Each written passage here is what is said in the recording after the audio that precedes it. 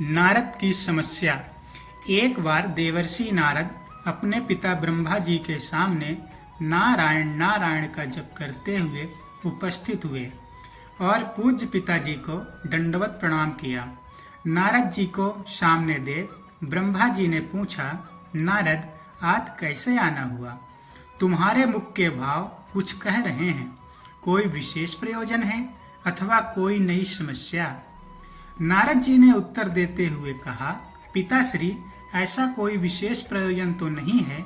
कई दिनों से एक प्रश्न मन में खटक रहा है। आज आपसे इसका उत्तर जानने के लिए उपस्थित हुआ हूँ। तो फिर विलंब कैसा? मन की शंकाओं का समाधान शीघ्रता से कर लेना ही ठीक रहता है।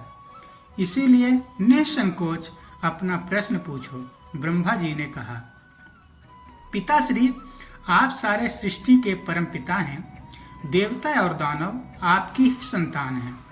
भक्ति और ज्ञान में देवता श्रेष्ठ हैं तो शक्ति तथा तपाचरण में दानव श्रेष्ठ हैं। परंतु मैं इसी प्रश्न में उलझा हुआ हूँ कि इन दोनों में कौन अधिक श्रेष्ठ है, और आपने देवों को स्वर्ग और दानवों को पाताल लोक में जगह दी, ऐसा क्यों? इन्हीं प्रश्नों का उत्तर जानने के लिए मैं आपकी शरण में आया हूँ। नारद ने ब्रह्मा जी से अपना प्रश्न बताते हुए कहा। नारद का प्रश्न सुन ब्रह्मदेव बोले, नारद, इस प्रश्न का उत्तर देना तो कठिन है और इसका उत्तर मैं नहीं दे पाऊंगा, क्योंकि देव और दानव दोनों ही मेरे पुत्र हैं एवं अपने ही दो पुत्रों की तुलना अपने ही मुख से करना उचित नहीं होगा। लेकिन फिर भी तुम्हारे प्रश्न का उत्तर ढूंढने में मैं तुम्हारी सहायता कर सकता हूँ। तुम आज ही देवों और दानवों दोनों को मेरी ओर से भोजन का निमंत्रण भेजो। कल ही हम उनके लिए भोज का आयोजन करेंगे और कल ही तुम्हें तुम्हारे प्रश्न कि देव क्यों स्वर्गलोक में हैं तथा दानव पाताल लोक में, इसका भी उत्तर मिल जाएगा। नारद तत्काल ही असुरों और देवों को निमंत्रण दे आए। दूसरे दिन दानव ब्रह्मलोक में भोजन का आनंद लेने के लिए पहुंच गए और उन्होंने पहले पहुंचने के कारण भोजन की पहली शुरुआत खुद से करने के लिए ब्रह्मा जी से आग्रह किया।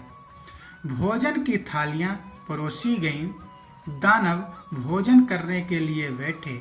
वे भोजन शुरू करने ही वाले थे कि ब्रह्मा जी हाथ में कुछ लकड़ियां लेकर उनके समक्ष उपस्थित हुए और उन्होंने कहा, आज के भोजन की एक छोटी सी शर्त है कि मैं यहाँ उपस्थित हर एक अतिथि के दोनों हाथों में इस प्रकार से लकड़ी बांधूंगा कि वो कोहनी से मुड़ नहीं पाए और इसी स्थिति में सभी को भोजन करना होगा। कुछ देर बाद सभी असुरों के हाथों में लकड़ियां बंध चुकी थी। अब असुरों ने खाना शुरू किया, पर ऐसी स्थिति में कोई कैसे खा सकता था? कोई असुर सीधे थाली में मुंह डालकर खाने का प्रयास करने लगा तो कोई भोजन को हवा में उछालकर मुंह में डालने का प्रयास करने लगा।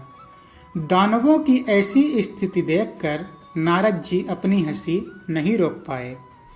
अपने सारे प्रयास विफल होते देख दानव बिना खाए ही उठ गए और क्रोधित होते हुए बोले, हमारी यही दशा ही करनी थी तो हमें भोजन पर बुलाया ही क्यों? कुछ देर पश्चात देव भी यहाँ पहुँचने वाले हैं। ऐसी ही लकड़ियाँ आप उनके हाथों में भी बांधिएगा ताकि हम भी उनकी दुर्दशा का आनंद ले सकें। कुछ देर पश्चात देव भी वहां पहुंच गए और अब देव भोजन के लिए बैठे।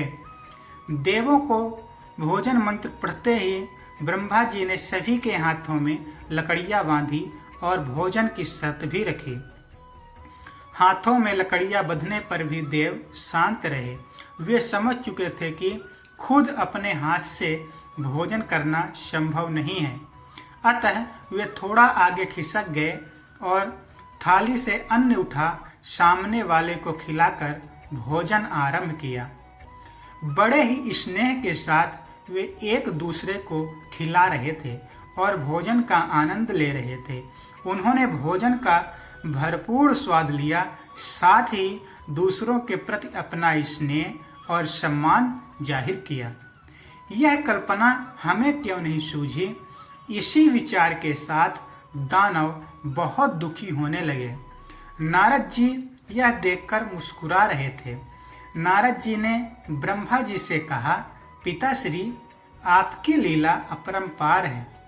युक्ति, शक्ति और सामर्थ्य का उपयोग स्वार्थ हेतु करने की अपेक्षा परमार्थ के लिए करने वालों का जीवन ही श्रेष्ठ होता है। दूसरों की भलाई में ही अपनी भलाई है।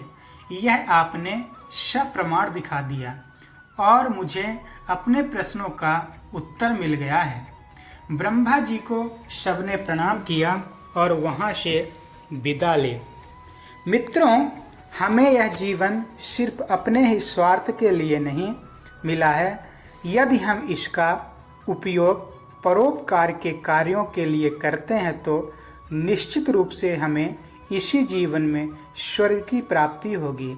यदि हम दूसरों को प्यार और स्नेह देंगे तो बदले में हमें भी वही मिलेगा। यदि हम अपने सामर्थ्य के अनुसार हमारे समाज के लिए एक छोटा सा योगदान भी दे सके तो यह अपने आप में एक बहुत बड़ी उपलब्धि के बराबर है। इसी प्रकार कथा और कहानी सुनने के लिए कृपया हमारे चैनल को सब्सक्राइब करें, वीडियो लाइक और शेयर करें। धन्यवाद। जय श्री राम।